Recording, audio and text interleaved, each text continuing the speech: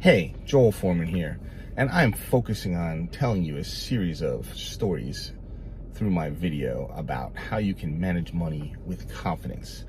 I'm really targeting those young people that are 15 through 24, although it is relevant for all ages to teach you how to manage your money with confidence. One of the things that you probably spend a lot of money on right now if you're young is streaming services for movies or music. You also probably spend a lot of money on gas for your car and possibly insurance for the car, and maybe student loans, concerts, food, dining out with your friends, games, computers, coffee, etc. Unfortunately, none of these things are free. So you have to have a job or some means of paying for all these things. In order to make sure you have enough money, one of the things that you can do is build yourself a personal budget where you track where you spend everything. So personal budget basically helps you track your fixed and variable expenses. The fixed expense would be like a car payment. A variable expense would be like your groceries, for example. So every single month, you will have this money coming in, and you need money to pay for all those things that you're doing. It's the foundation of personal financial management. To help you manage your finances with complete confidence is building that personal budget so you know how much money you have coming in, how much money you have going out, and what it is that you have that money going out for, so that you can make sure you have a percentage of the money coming in every month for savings and investing. As we continue to talk about money, as you get older, you start to travel. Maybe you have hotel bills, you have parking, you have flights, you have cabs, you have Ubers. All of these things need to be planned for when you're going on a trip, whether it's a personal one or a professional one. If it's a professional one, hopefully your company's helping you, but let's assume personal for this purpose. If you do some of these things, perhaps you'll go with family. So you might pay for some, they might pay for some, but you have to have money aside so that you can enjoy the trip, because when you get there, you're gonna wanna eat, you're gonna wanna buy things, you're gonna wanna shop, etc. So how do you do this? I call this paying yourself first, and this is part of the budgeting process. When you go down to sit down and pay your bills every month, the first thing you should do is put some money aside for you, for the things that you want to do and for the things that you save. So you take that money and you put that aside, and that's not part of the pool of money paying your bills. And if you do this over time, you're going to build up a nice savings and a nice investing amount of money. And you can invest along the way, you can save along the way, or you can hold the money in an account until you're ready to invest it or save or take a big trip or make a big purchase.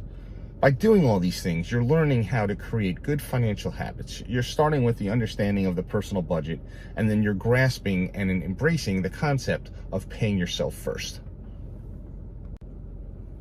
We talk a lot about investments, a lot of people do, but traditionally the stock market has historically returned a 10% return on your money.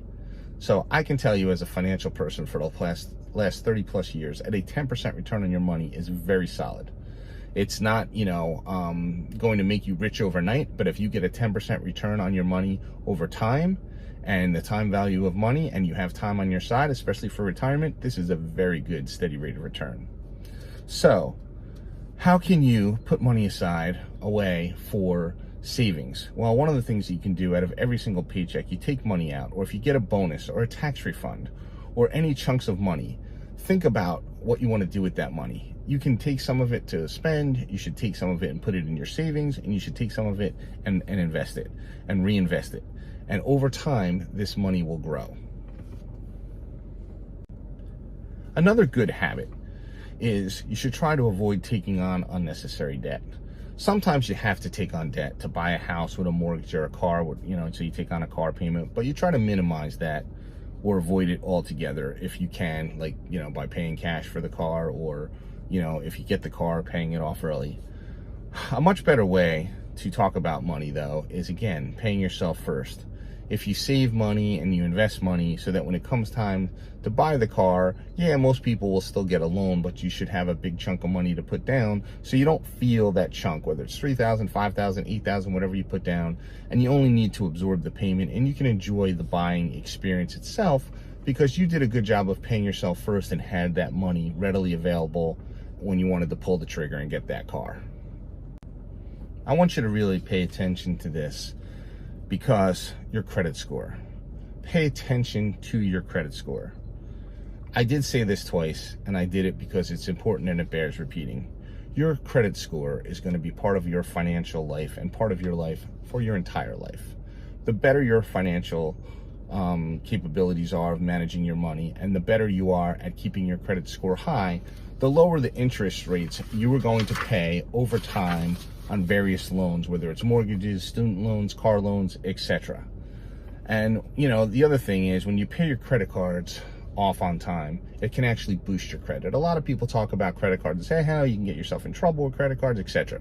And that's true if you don't pay them on time and you have to pay excessive interest. But if you pay them on time every time, there is no interest, and it's going to help boost your credit score and positioning you for more purchasing power through your credit cards and other credit card offers in the future. But you have to be wise with your credit. You have to handle it with the seriousness that it is, and be mindful of the fact that the higher the credit score is, the lower the interest rate, which means if you have a higher credit score than I do and we go for the same car loan, I'm going to pay more for that car most likely, because they're going to charge me a higher interest rate because I'm not as strong a risk as you are. Same thing with a house. You and someone else could go for a house, pay for the same amount of money for the house, borrow the same amount of money for a house. Let's say it's two townhouses right next to each other.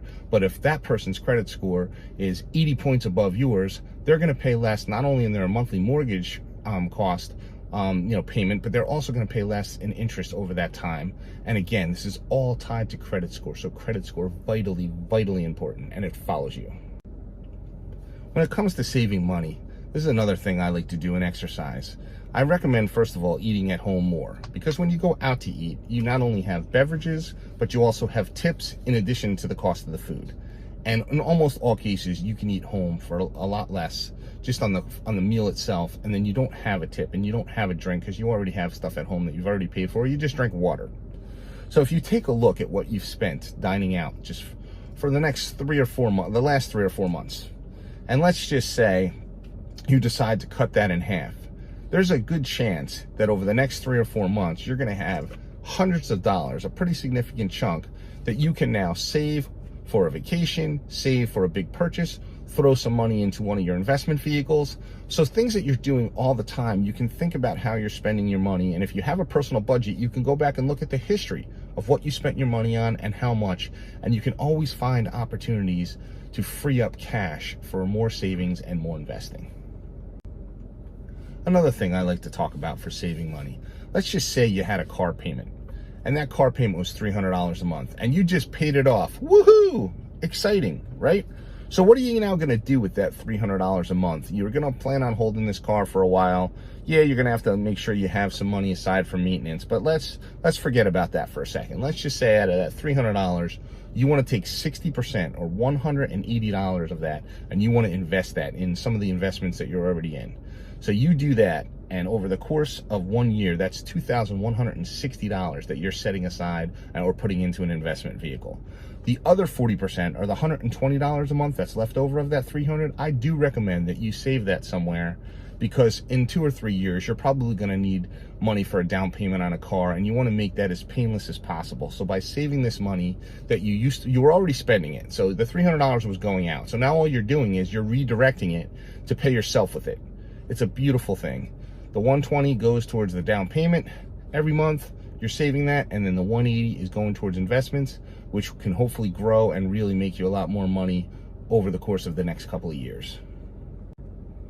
Another great way to save money and pay yourself first, and I love this because when you think about it, it is so darn easy, and you spend money on a lot of things. So if you just cut back a little bit, maybe on groceries or dining out or whatever, you can easily find $20 a week. Most people can find $20 a week to put away. If you put $20 a week away, okay, for 26 weeks, you have $520 to do something with. You can save it, you can invest it, you can treat yourself to something, you can put it towards a vacation, you can, help a family member that might be struggling with some bills, but it's something that you can do, and it's just another way of it's $20 a month, or 20 bucks, a week, $20 a week, every single week. It can really add up for you, and it can really come in handy just as extra money or to do something that you really want to do with it. When you're talking about money, you need to develop good financial habits. not just in the short run, but in the long run. You need to position yourself to have financial freedom in the future. So in order to do that, you need to start doing things today. You need to get the personal budget in place. Money is needed for everything that we do. And the better that you manage it, the better off you're going to be throughout the course of your life. Because you're going to have all these milestones in life. You're going to want your first car. You're going to be going to college or trade school, or maybe you're just going out on your own. You're going to want to get your first apartment. Eventually, you're going to want to buy your first home, or, townhome or condo, or, just be able to have the financial freedom to stand on your own 2 feet, go out and rent an apartment for a while, figure out where you want to live, and you get the apartment versus the mortgage so that you're at the end of the lease, if you don't like the area you're living in, you can get up and go. But regardless of all those things, all of this comes from the root of being able to manage your money successfully. When you can manage your money successfully, and you can pay yourself first, and you can have cash on hand, you have a lot of financial freedom. You have a lot of choices to hopefully do a lot of the things in life that you want to do. And one of the things that you won't have to worry about if you've developed all these good financial habits is having the money to do all these things, because you will have positioned yourself to have these different buckets of savings, to have these different assortment of investment vehicles, so that you'll have money when and if you need it.